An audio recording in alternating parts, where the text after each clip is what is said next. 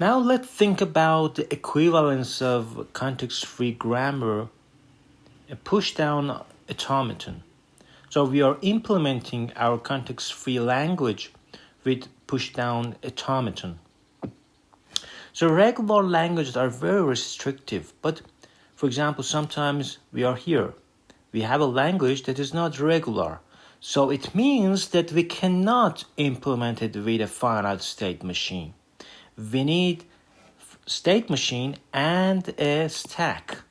So our stack helps us to implement this context-free language, which is governed by context-free grammar.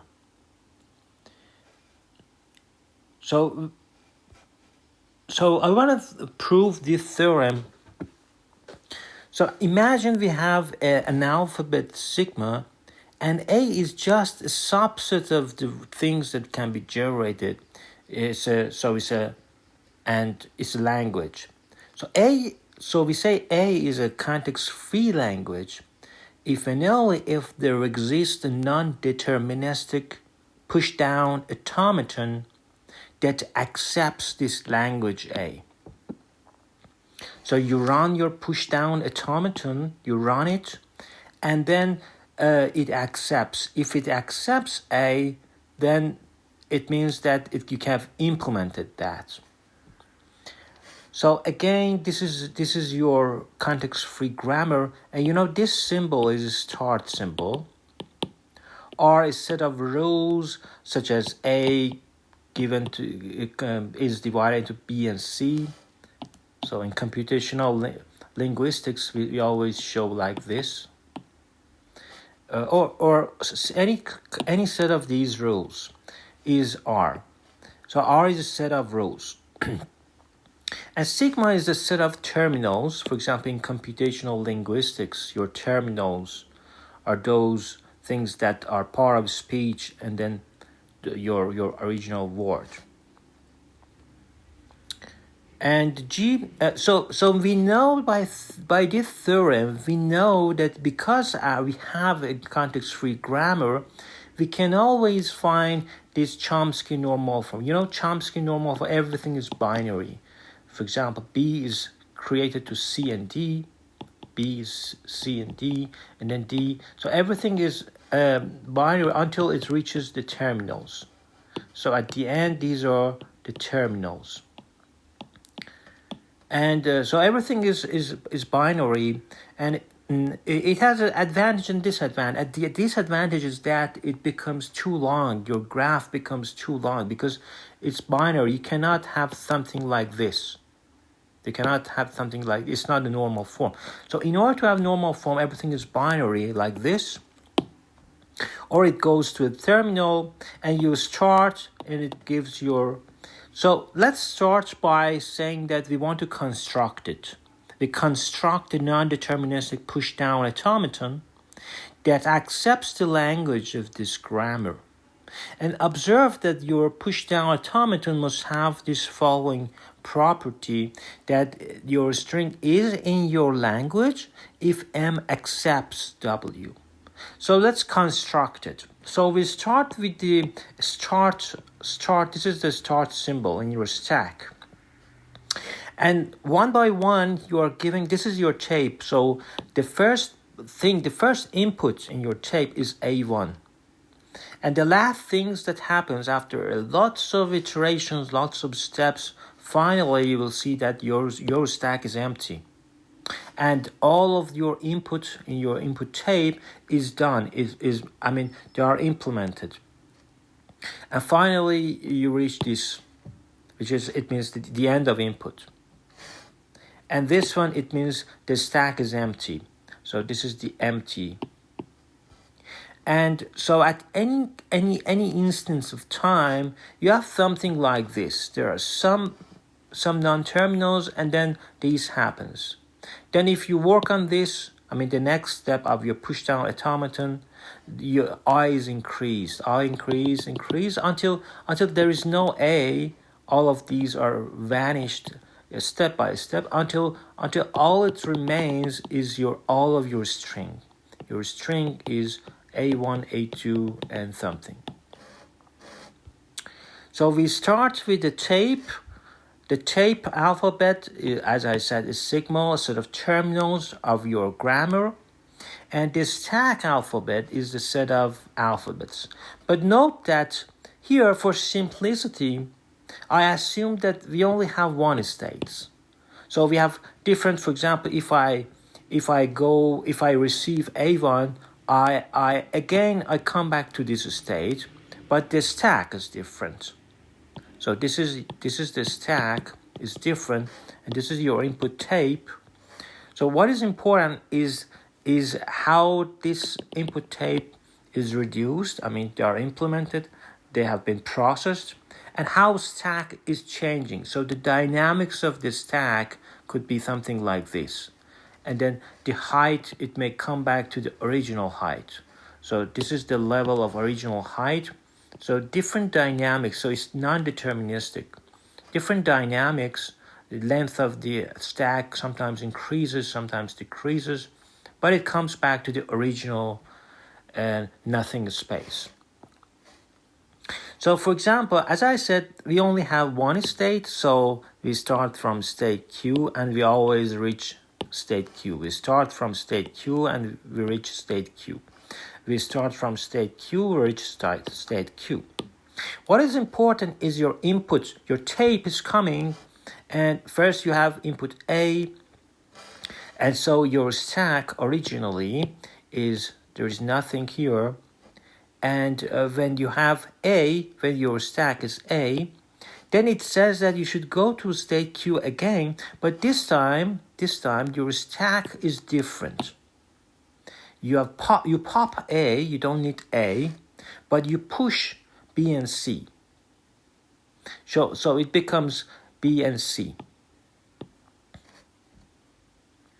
Again, you work on B. You say that what is B? For example, B is, for example, D and E.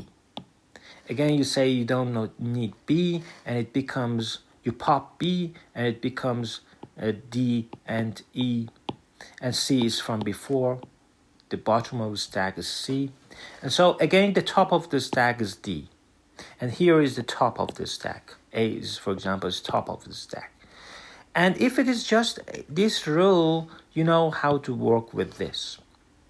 So if you work on that, you see your pushdown automaton, your non-deterministic pushdown automaton, because depending on initial state, you have different alphabet, different strings that are generated. And so here is a claim that says, let A be a string and A be variables in your stack, and I and k be integers, then the following holds if and only if there exists a computation of m from initial configuration. So we start from the start symbol of stack, and your tape is here. You're at the beginning of the tape, and finally, the claim says that there exists a computation. Some computation happens that you reach this configuration.